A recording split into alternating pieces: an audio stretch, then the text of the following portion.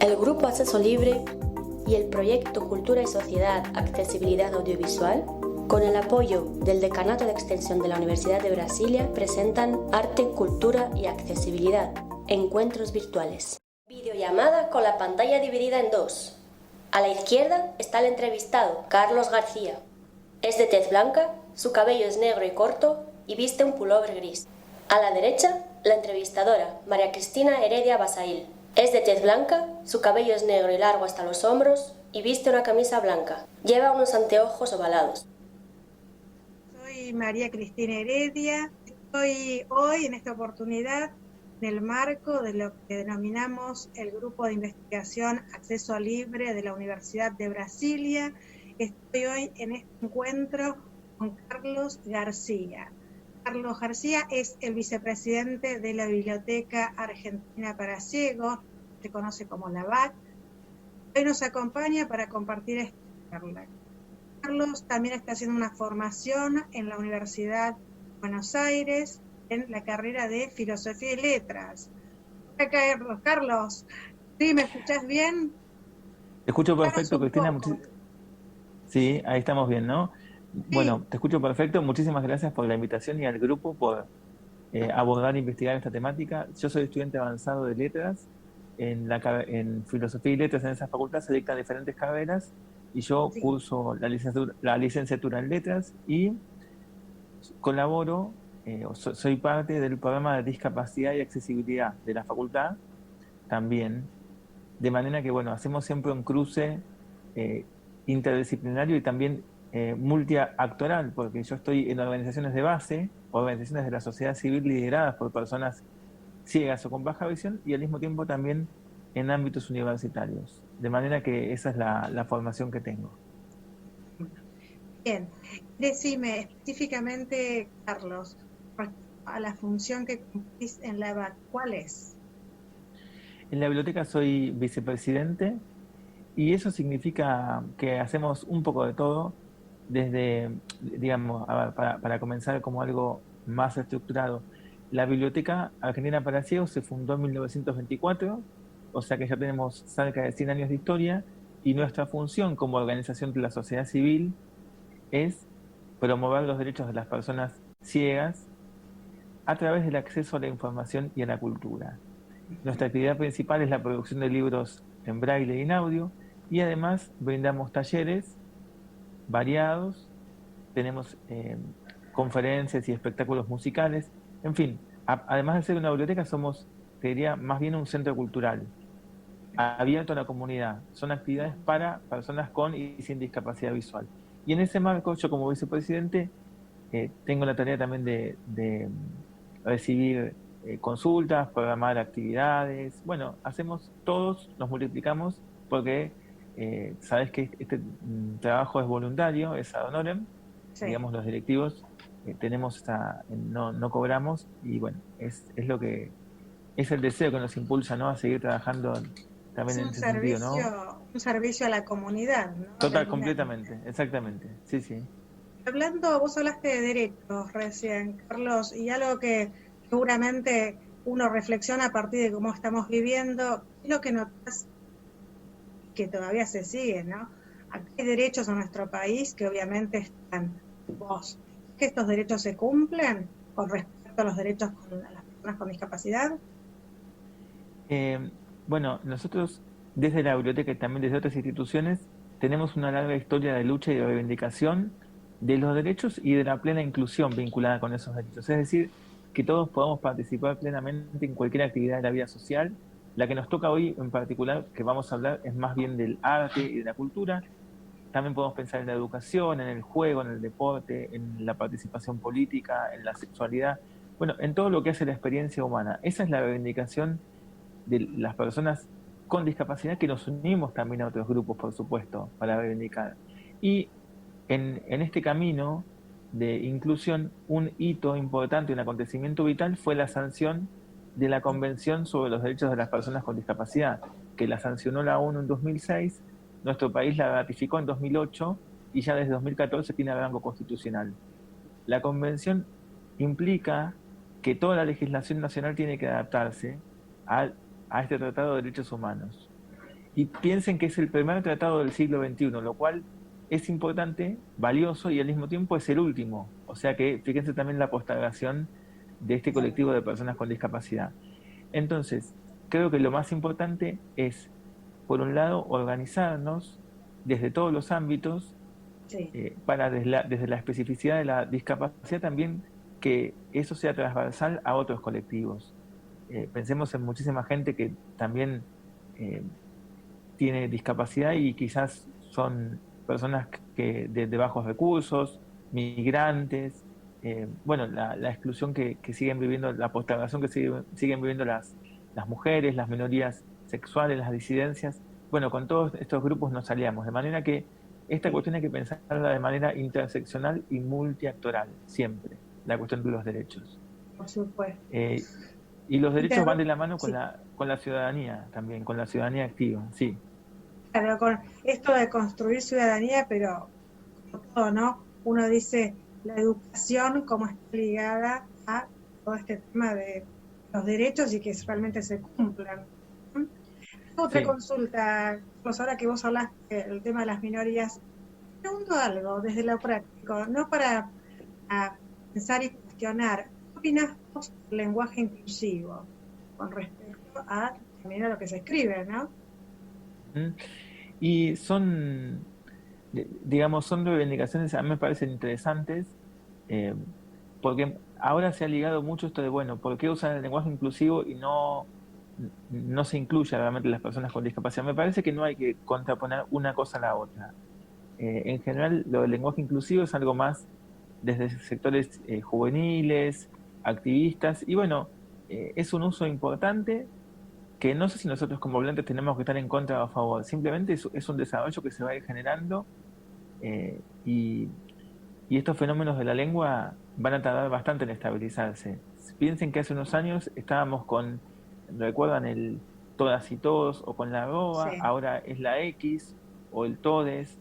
Eso ha ido mutando en los últimos años, de manera que todavía no está estabilizado como eh, código en la lengua, digamos, o como forma comunicativa cristalizada. Entonces, bueno, más que opinar es saber que muchos sectores juveniles de personas con discapacidad lo usan y quizás hay gente también con discapacidad, personas más grandes que se resisten, ¿no? Para ver también que en la misma discapacidad, o entre las mismas personas con discapacidad, como en cualquier ámbito, hay tensiones también, hay complejidades, siempre. Claro. Vamos a hablar un poco de arte, que me estás diciendo que estudias filosofía y letras. ¿Cómo es el acceso al arte? ¿Qué es lo que a vos te gusta? ¿Cómo notás que realmente el acceso al arte, vamos a hablar desde las visuales, ¿no? Desde lo que es específicamente las artes plásticas? A mí me gusta llamar más artes plásticas. ¿Cómo es el acceso a las artes plásticas? Y me parece que todavía es bastante incipiente, porque en general vamos a hablar, yo no quiero homogeneizar a nuestro colectivo, pero en general entre las personas ciegas quizás siempre hemos tenido más una formación vinculada con las artes a las que se supone podemos tener más acceso, pues son música, literatura, la dramaturgia, y se han relegado la cuestión más de las esculturas, por ejemplo, o bueno,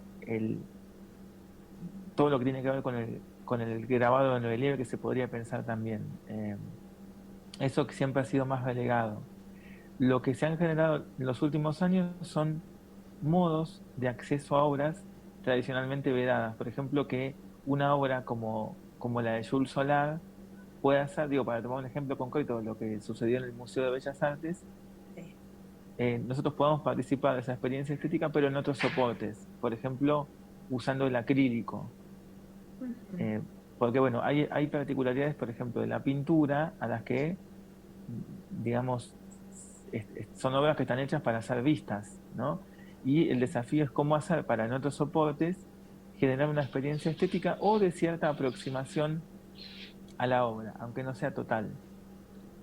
Uh-huh. Otro ejemplo que se me viene a la mente es, por ejemplo, la impresión en braille de las ilustraciones de Mafalda. También se ha hecho ese intento. Son intentos que eh, incipientes y en un punto interesantes porque nos dan más acceso y también son controversiales porque a veces estos intentos se hacen más desde la mirada de la persona que ve que desde la perspectiva de la persona ciega. Eso también sucede. Hace falta muchísimo camino, sobre todo en las escuelas, para estimular también lo que es el sentido del tacto, eh, porque piensen que, bueno, a ver, todos los sentidos uno aprende a usarlos, se aprende a ver, ¿no? Cuando, qué sé yo, un niño que es chico y le dice a la mamá esto que es, y le dice esto es un auto, esto es un, no sé, un avión, un objeto determinado, bueno, las percepciones se van formando. A nosotros, eh, con el tacto hay objetos que naturalmente se nos han vedado porque uno hay cosas que si no es tocándolas en réplica no puede conocer, ¿no? Claro. Qué sé yo, no sé, una jirafa, supónganse. Bueno, un chico que ve la ve por internet, la ve en cualquier canal. ¿Vos cómo sabes cómo es? Bueno, tenés que tocar una réplica, por ejemplo. Piensen que así se va formando nuestra percepción sensorial, ¿no? Y lo importante es agudizarla para después pensar en las artes, como decís vos, en las artes plásticas, por ejemplo. Y también hay que tener en cuenta la heterogeneidad. Hay mucha gente que perdió la vista de grande, entonces sí tiene una idea más visual. ¿Cuál es el Tiene una origen perspectiva más de visual. la ceguera hace justamente a las prácticas? ¿No? Las prácticas en cuanto a las prácticas. Obviamente puedo hablar de las propuestas didácticas, no es lo que vos vienes diciendo, como la educación, más allá que sea educación, la escuela especial o la escuela común, cómo tienen que ser realmente pensando en que se planteen desde la multisensorialidad, por ejemplo. No está tan Exactamente. instalado. No, y aparte no es que todas las personas ciegas vamos a percibir de la misma manera, no, eso va a depender del temperamento como cualquier persona, de las Por aptitudes, supuesto. de la estimulación, entonces lo importante es ir generando distintas propuestas. Y como vos estás enmarcada en este grupo de investigación, también hay una corriente de museos o de personas que quizás desde los ámbitos más particulares Sí. vienen iniciando estas exploraciones y se han hecho, hay un recorrido interesante en nuestro país. Eh, ¿Vos Estoy pensando, por asesorás, ejemplo, sí, Carlos, perdón que te interrumpa, vos sí. asesorás, Carlos, en este tipo de prácticas? Me estás diciendo en ambientes, ámbitos museísticos. ¿Vos Nosotros asesorás? tratamos, sí, yo también colaboro como asesor también en la Dirección Nacional de Museos, sí. Hemos también visitado algunos museos para justamente accesibilizar el patrimonio que tienen, las visitas que hacen, también, sí, exactamente. Por eso te digo, esto igual me gustaría pensarlo más que como particular, que yo te puedo contar mi experiencia, como algo colectivo y que son muchos hilos que se van tramando eh, como para procurar experiencias de mayor accesibilidad.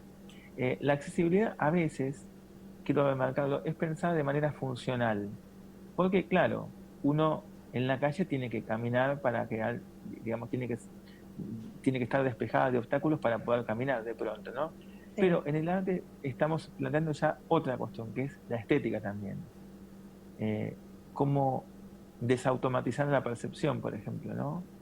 Entonces, cómo acceder al hecho estético. No solamente hablamos de, eh, como puede ser tradicional, bueno, acceder a lo que nos está vedado, es cómo accedemos también, qué materialidad tenemos, ¿no? Cuando vos te referís a la materialidad, obviamente creo que en ese aspecto compartimos lo mismo con respecto a cómo el proceso mental y cómo la experiencia estética va más allá de la funcionalidad de los sentidos. Porque la realidad es que Exactamente, sí, sí, sí, sí. Tiene que ver con la sensorialidad también y con las formas de percepción, de imaginación, de memoria, bueno, todo lo que implica la percepción estética también, ¿no? Porque hay una memoria visual y hay una memoria también táctil y auditiva y de cualquier otro sentido también, ¿no? porque muchas veces el concepto de cuando alguno de los sentidos no está, le hace el sentido de la vista, por ejemplo, ese preconcepto de prejuicio, más que preconcepto, ligado también a un déficit a nivel mental, alguna situación, cuando la realidad es que, entiendo lo que estoy diciendo, ¿no? Sí, sí, sí. No, digamos, sí hay multidiscapacidad, por Sí, supuesto, pero por suerte creo que ese prejuicio está cada vez más desarraigado. Lo que sí a veces sucede es que hay prejuicios vinculados con la infantilización o con el hecho de que no seamos considerados como sujetos plenos de derecho, las personas con discapacidad. En el sentido de que de pronto si dos personas hacen un mismo trabajo, por ejemplo, eh, son abogados o trabajan en edición de audio o en programas de computación o lo que sea, en general se va a tender a contratar más a la persona que no, que no tiene discapacidad. Porque todavía está este prejuicio de eh, que las personas con discapacidad no podemos acceder plenamente o no. Porque no tienen Bueno, no, autonomía. exacto, no tenemos autonomía, no tenemos independencia. Entonces, sí, exactamente. Y te hago una consulta, Carlos, con respecto a este tiempo que se está viviendo de la pandemia. ¿Qué es lo que vos notás que ha hecho realmente un cambio más allá del confinamiento, en la vida cotidiana de una persona con discapacidad? ¿Qué es lo que te llega a vos? Que me imagino la tarea que cumplís, escucharás las necesidades o las opiniones pares. Sí, bueno, se ha trabajado muchísimo en este tiempo desde las organizaciones de la sociedad civil, por ejemplo, para poner de manifiesto la inaccesibilidad de algunos procesos de educación virtual. Hay que pensar que la educación virtual tomó a todos de sorpresa, tanto a docentes, directivos, Sí. funcionarios. Entonces se implementaron muchas veces programas donde las imágenes no están descritas, no tienen descripción verbal, o los videos no tienen audio descripción tampoco. Entonces muchas veces los contenidos se vuelven inaccesibles. También pasa lo mismo con algunos portales de internet. También hay que pensar que hay situaciones que nos tocan a todos, tengamos o no discapacidad. Por ejemplo, muchas veces en algunos hogares hay gente que tiene de pronto un celular o una computadora para 4 personas que la tienen que usar. Eso nos toca a todos. Eso en materia educativa, y después eh, en materia de la vida cotidiana también, en algunas calles que se han modificado algunas esquinas de la ciudad, no se han hecho pensando en parámetros de accesibilidad, por ejemplo, en la ciudad de Buenos Aires, supongo que también ha pasado en otros lugares. Sí. Para la gente que necesita eh, hacerse hisopado, por ejemplo, el testeo y que quizás tenga coronavirus, los lugares donde tienen que permanecer eh, o están internados, bueno, hasta hace, en los primeros tiempos no se había incluido la cuestión de la discapacidad dentro de los protocolos de salud. Piensen que una persona que va a un ambiente nuevo tiene que saber cuáles son los objetos que lo rodean, tiene que conocer su entorno, y bueno, todo eso no estaba pensado. Después sí, ahora hay un protocolo de salud. Y piensen que esto ha llegado a situaciones muy, muy dramáticas, de, por ejemplo, que para asignar un ventilador mecánico las personas con discapacidad eran las últimas, ¿no? Eso es, es tremendo. Tremendo. Al mismo tiempo, Sí. nosotros pensamos que las personas con discapacidad no tienen que ser y no tenemos que ser relegadas al lugar de la asistencia, sino que somos protagonistas también de nuestra vida y tenemos derecho a tomar decisiones, somos agentes, somos personas activas que luchamos por nuestros derechos. Y eso es lo que también se pone de manifiesto, ¿no? En los reclamos y también en las propuestas de soluciones, porque no solamente que se trata de una demanda, se trata de poner, de construir esas soluciones, ¿no? Vinculadas con accesibilidad, con inclusión, y pensando ya en el arte, Sí. los museos que han hecho ahora exhibiciones virtuales, por ejemplo, que se ha modificado toda la estructura, porque los museos siempre estuvieron pensados para la presencialidad. Bueno, ¿cómo hacer, por ejemplo, para describir imágenes y para que esas imágenes descritas estén en las páginas web, por ejemplo? Eso también es un desafío que se ha empezado a encarar en algunos proyectos. Digo, como para vincularme al arte, ¿no? Que vos me preguntado, sí. Me quedé pensando en esta última frase que dijiste, ¿no? Que es una construcción entre todos. El tema que si no es el reclamo, pero la realidad es que hay que tener el espacio y hay que dar el espacio para que realmente sea una construcción y que sea comunidad. Porque si no, queda como que es un reclamo cuando no es un reclamo. Por respecto a esto que decías, me quedé pensando en lo del protocolo y cómo ahora de alguna manera ya se está acompañando estas situaciones que, claro, ya que hayan sido nuevas para todos. La educación, la salud, un aprendizaje así acelerado, pero cómo dejó en el tapete situaciones que nunca se contemplaron. Ya venía, esa desigualdad estructural Claro.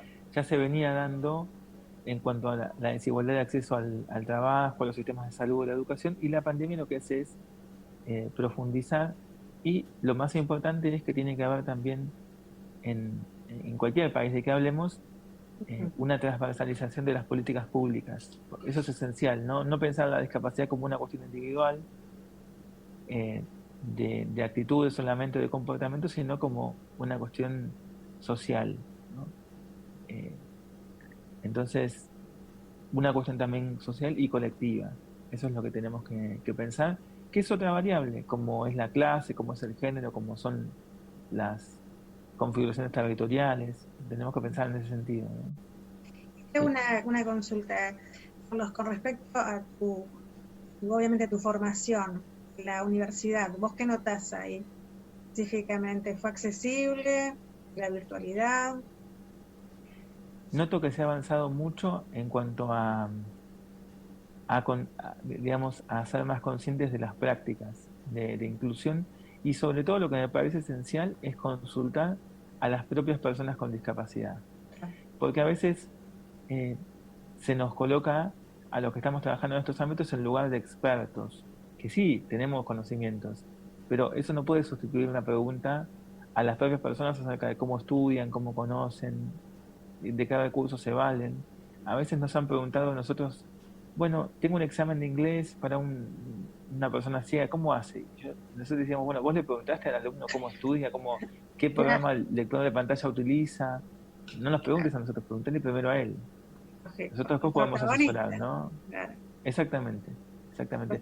Y eso también lo ligo con lo que sucede muchas veces, que las organizaciones de personas con discapacidad muchas veces somos consultadas cuando algo ya está hecho, no desde el principio. Y nosotros queremos participar de toda la cadena de accesibilidad, que implica desde la planificación hasta el control, o sea, la ejecución y el control de una política pública, por ejemplo, o de algo cotidiano, porque esto de el Estado muchas veces parece algo abstracto, es algo de todos los días, todos podemos ser agentes multiplicadores de inclusión, cada uno desde su lugar, tengamos o no discapacidad, ¿no?